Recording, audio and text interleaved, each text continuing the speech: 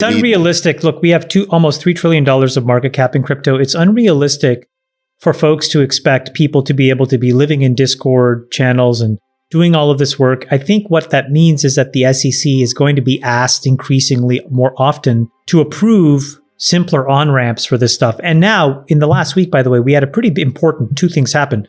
Both Jerome Powell and Gary Gensler basically said, crypto's here to stay, and we're not going to ban this stuff. And so hopefully what it means is that you get some ETFs passed in the United States.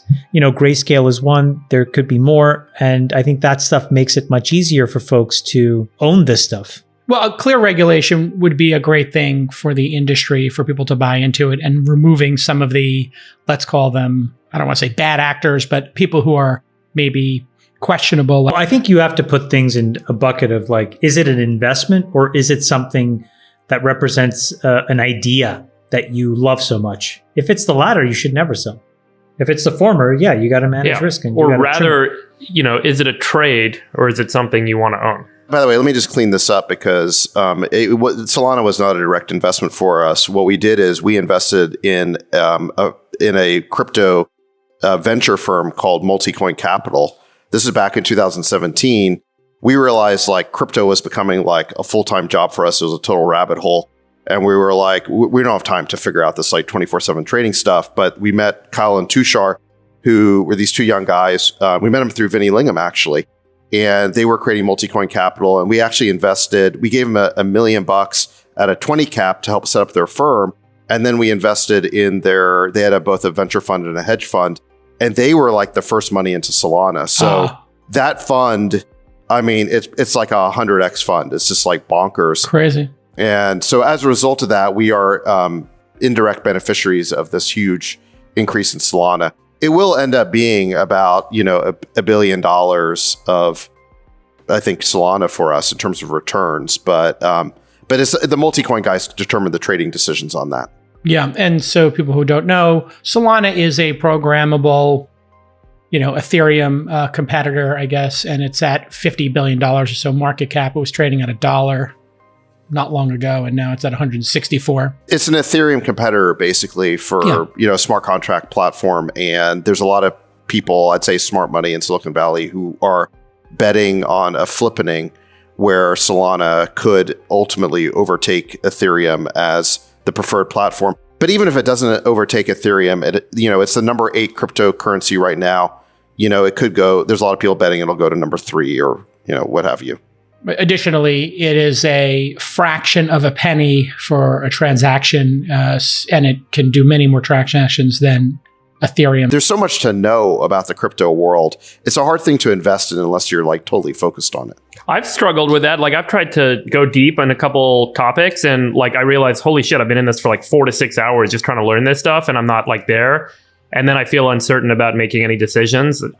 I totally get it. You got to have folks working on this, and the pace is changing so rapidly. You really need to kind of be up to date on what's next. What the other issue really of Freeberg is, when you look at crypto, people use the word crypto as if it's that's all there is. Totally.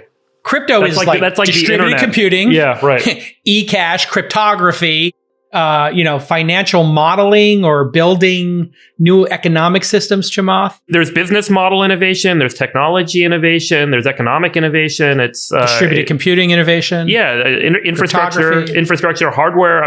There's quite a lot of layers of activity. Chamath, are you spending time in crypto yourself, or do you have people doing it for you, or how are you kind of? Yeah, we have a lot of it, a lot of everything. So yeah, we have things. But do you go deep yourself, Chamath? How do you spend enough time to really get up to speed on all the goings on? I cherry pick and I snipe, and opportunities where I get intellectually curious and jump in. But a lot of the credit goes to my team. There's a couple folks that spend a lot of their time in it. And, we've had a couple people do extremely well for us. Similar to David's story, back in the day, I invested in Barry Silbert and DCG. Second market Barry Silbert. Yeah. And, DCG is now I don't know, I'm guessing a $20 billion company, maybe more. I don't know. So how does it mechanically work with your team? They are investigating opportunities and then they come to you and bring you, hey, we'll do a meeting and I'm going to share 4 with you. And then you say, hey, let me get on the phone with that guy. Do you basically go deep when something shows up, Chamath? No, so basically what happens is they have carte blanche to do whatever they want. And what they're typically doing is they're working with entrepreneurs to seed projects and, to get projects off the ground. And then at some point when those projects become large enough, then they'll issue tokens and, we'll get a certain allocation of those tokens. And so we've done that for, call it, I don't know, some number of projects that we think are valuable. Then along the way, they'll have certain views on Bitcoin. They'll have certain views on Ethereum. They'll have certain views on Solana, and we'll make capital allocation decisions. They tend to have the ability to do whatever they want. And then what I tend to do is just think about when it gets above, to me, I need to see the chance to make at least, in the rough justice around, $500 to $1 billion. And then I'll get involved. But otherwise, they just kind of run the whole thing. Let me ask you guys a question here. When you look at the market caps of these projects, it seems like things are changing. Cardano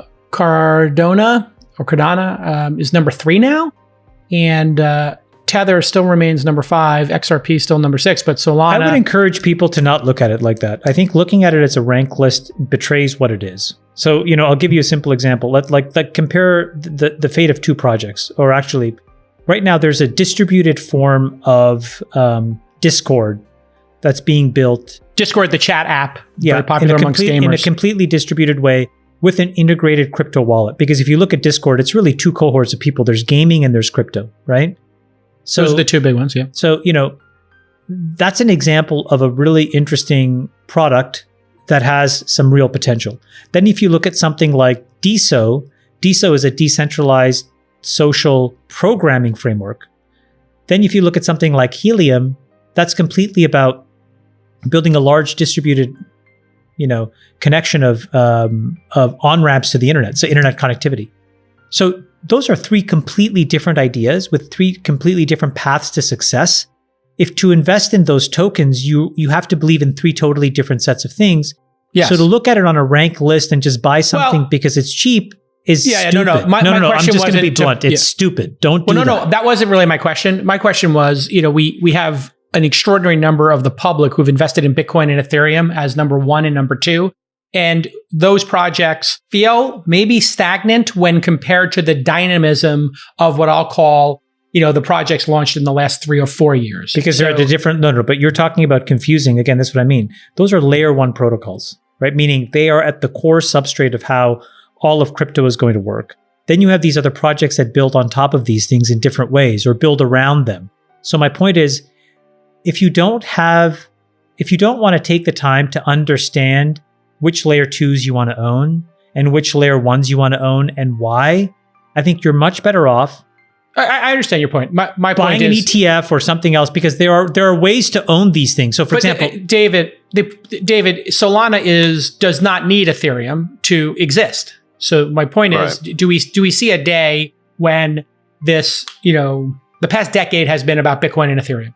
Do we see a day when maybe people stop buying those and start buying these new ones? Anything's possible, but here's the evolution in our thinking. I mean, the first step was realizing, okay, we need to own Bitcoin. Why? Because, there's now enough evidence where a decade or more than a decade into this, nobody has been able to essentially counterfeit a Bitcoin. It is, new money. It is better money. So I'm not going to convince people right now of the argument for Bitcoin, but if you believe in it, that's sort of the first step is you realize you really need to have 1% to 2% of your portfolio in Bitcoin in the event that fiat money sort of becomes debased and eventually you move to crypto. Then you realize, well, wait a second, Bitcoin is just one application of blockchains. There's a bunch of applications of blockchains. So maybe we need to own not just sort of, digital money, but we also need to own the underlying blockchain platform. And that leads you to Ethereum. Then you realize that there's a bunch of competitors to Ethereum and it's still very early days. And one of those guys might ultimately displace Ethereum as a blockchain platform. Then you realize that there's all these applications on top of all these blockchains. And so, the conclusion I come to after all of that is I can't figure all this out. And maybe I could if I was willing to go back to school and make this a full-time job, which I just don't want to do. I mean, I'm lazy, and that's why I focus on SaaS. Like that's what I know Your as kill an zone, investor. Yeah, like I'm not going to reinvent myself. It's like you playing Hold'em versus PLO. Right.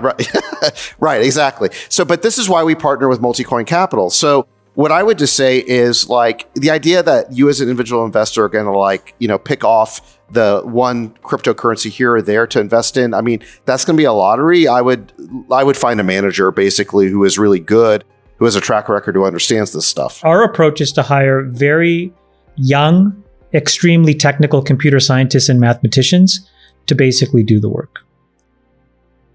That's working. Yeah. And, one of the things that I think these guys do, and the reason why it is very helpful for them to be computer scientists, is these are all open source projects. So they go look at the repos. Just go look at You can actually see the changes being made. And this is like, do you realize there's only 12 people who are actively working on Solana in the But you need to look at all the code check-ins. 7 of them work for Solana. You need to look at all the code check-ins. You need to look at the velocity of the code check-ins. Yes. So you can see like how many projects are being created on these platforms. The white papers are also really exceptional. Like if you read these white papers, they're really incredibly thoughtful and well written, and you can really understand what their goals are, and you can make some informed decisions there. But again, if you're not going to be in the business of being in this ecosystem, because I think David's right, everything is moving so fast. What's successful today could be just a dog tomorrow, and vice versa. That I think speculating in this market will not only will it be super volatile, but more than likely you're going to lose all your money. So I would encourage people to not speculate in crypto. I would encourage you to figure out an elegant way of having an abstracted bet, if to the extent you care about it.